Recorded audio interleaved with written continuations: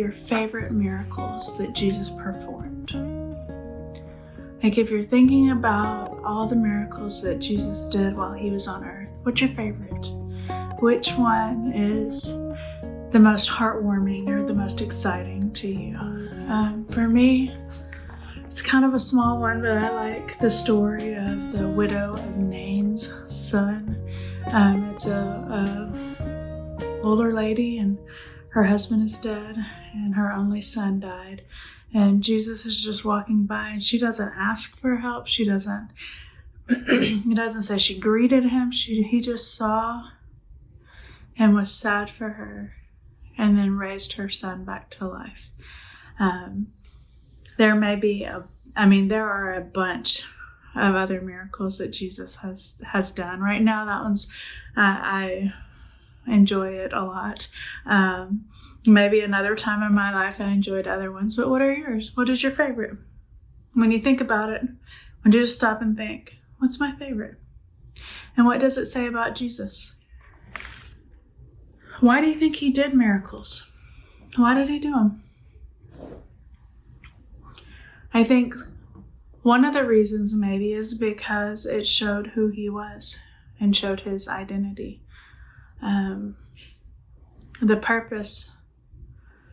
His purpose on earth was to come and die for us. But not just to die, but to die as the Son of God.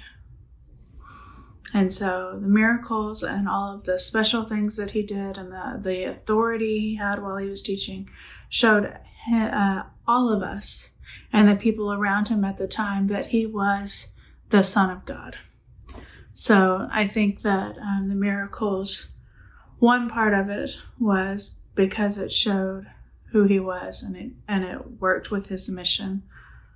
But also, I think sometimes he reached out because he had compassion on people. He saw someone hurting.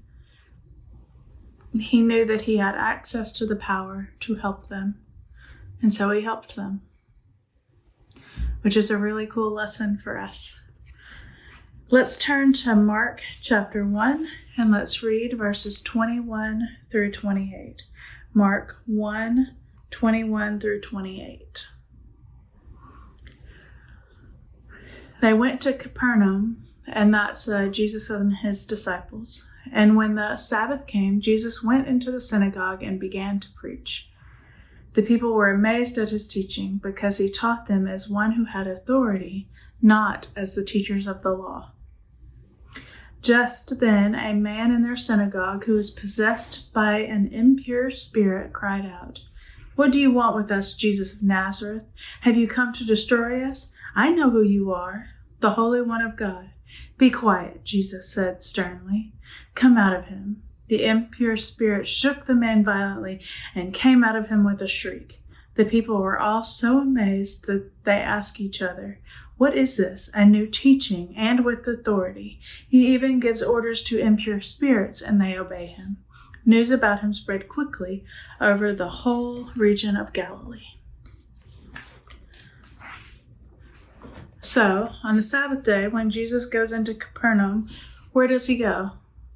The synagogue. What does he do there? He starts teaching. And then in verse 22, how does it say that he taught? They were amazed at his teaching because he taught with authority. He taught with authority, as someone who knew what they were talking about. Who was there? Like when he's up there giving a lesson, who is there? Who speaks out? It says a man with an impure spirit. And he says, "What do you want with us, Jesus of Nazareth? Have you come to destroy us? I know who you are, the Holy One of God."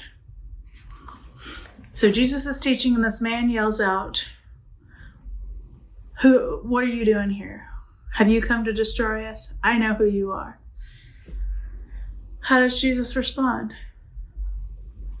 He gets rid of the impure spirit, the unclean spirit, and has it leave the man.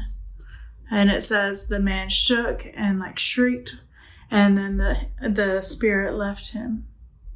Why do you think Jesus responded this way?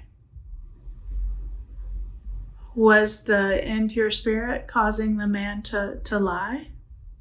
No. What the spirit said was true.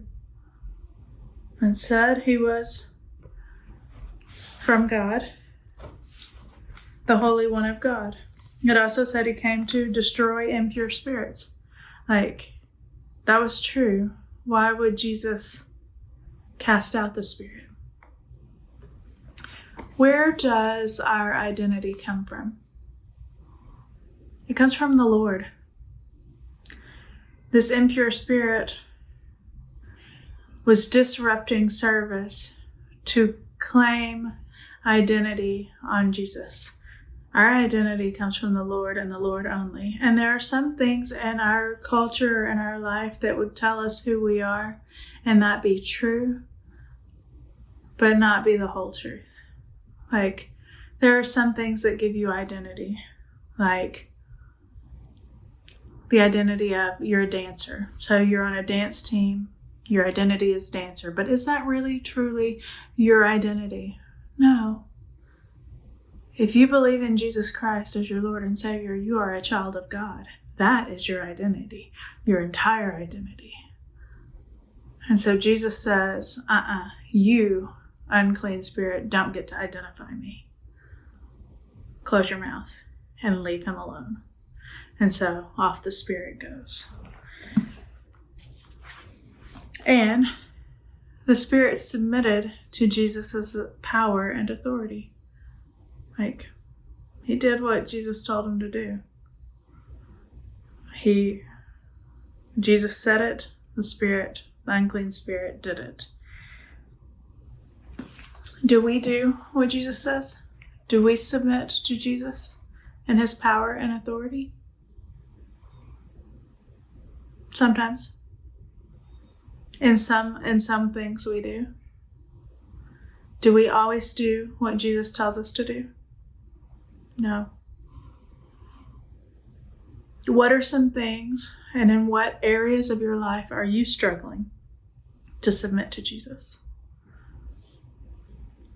What places is Jesus not Lord of in your life? It could be the type of video games you play, or the amount of time you spend playing those games. It could be speech, the words you use, if you gossip or you're unkind, or maybe you use foul language, or maybe you don't use it, but you like to listen to music or TV shows or movies that have that kind of language in it. I don't know, maybe it's obedience, joyful obedience to your parents. You do it, but you give them an eye roll before you do it. That would not be having Jesus be the Lord of your life. So, and thinking about your life, what areas is Jesus not Lord of? And I want you to pray, and I want you to surrender those to Jesus and say, Jesus, they are yours. I give this area of my life to you. Let's read Mark chapter 1, verses 35 through 38. Mark chapter 1, 35 through 38. Very early in the morning, while it was still dark, Jesus got up, left the house, and went off to a solitary place where he prayed. Simon and his companions went to look for him, and when they found him, they exclaimed, "Everybody is looking for you." Jesus replied, "Let us go somewhere else, to the nearby villages, so I can preach there also. That is why I have come." So he traveled through Galilee, preaching in their synagogues and driving out demons. Okay. First thing in the morning, what does Jesus do? He says he woke up very early while it was still dark. Why? So he could go off by himself and pray. Do you? Do you wake up early, intentionally set aside time to pray? I don't. And it makes me think, what am I missing?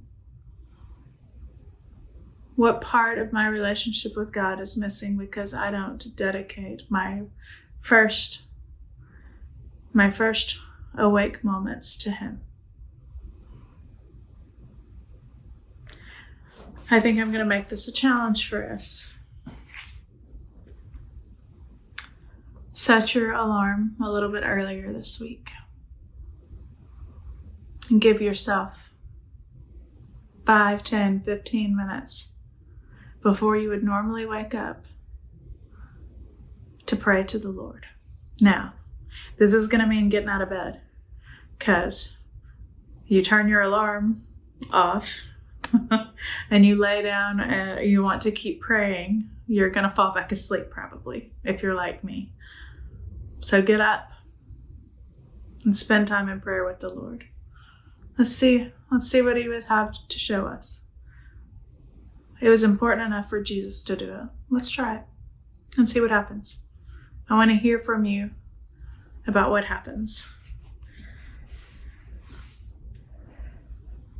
In verse 39, it says, what did Jesus spend his time doing?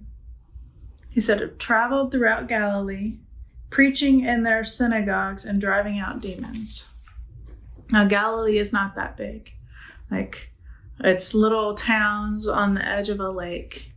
It says the Sea of Galilee, but it's really not even as big as, it's just not that big. You can see across it in all directions. And so there are these little towns. And so it's not like he spent lots of time traveling. He spent more time in synagogues and driving out demons.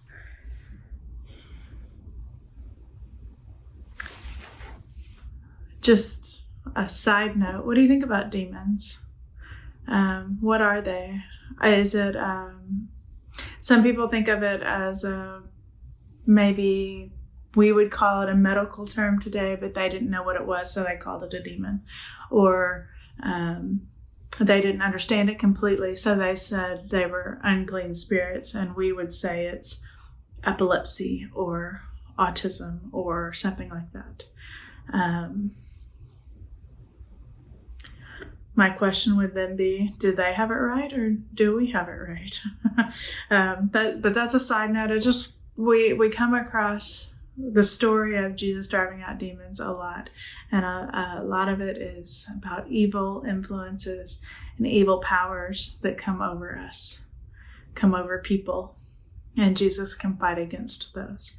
So if there's anything dark in your life, anything that's not of the Lord in you, it could be anxiety, worry, depression, sadness, things that you know are in you and you wish that they weren't.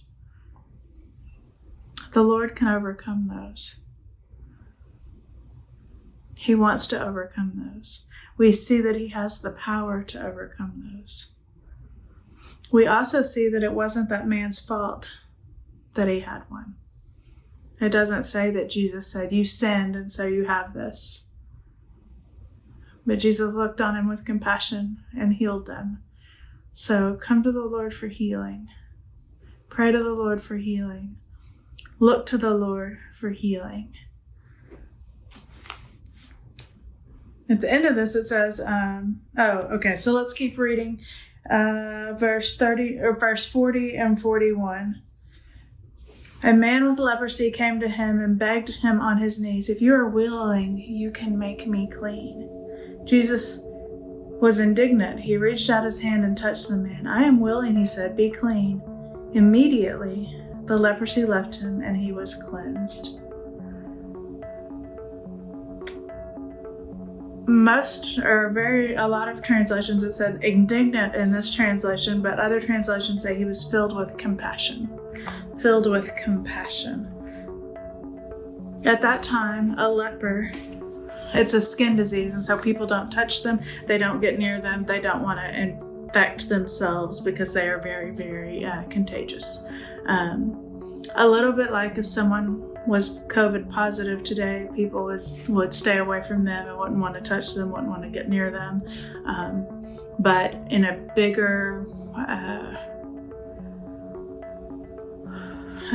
way, like it was the whole community agreed not to get near leprous people.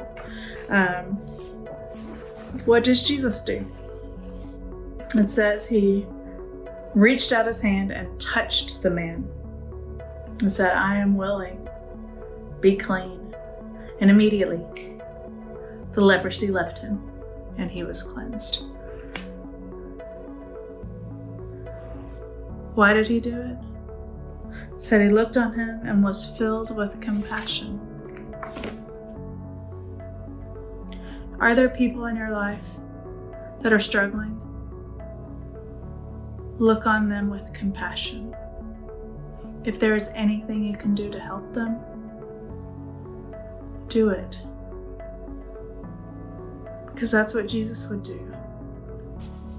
Sometimes we have a hard time understanding God and what he's doing or how he's acting or why he would let things happen the way they're happening. But we can look at Jesus and we know God because we know Jesus. And when he came across people who were struggling, he healed them. He reached out, he touched them because he was filled with compassion. Let's do the same. My challenge is this week: get up early and pray. When you see someone who is struggling, reach out in some way to help them. I hope you guys have a great week. Love you guys.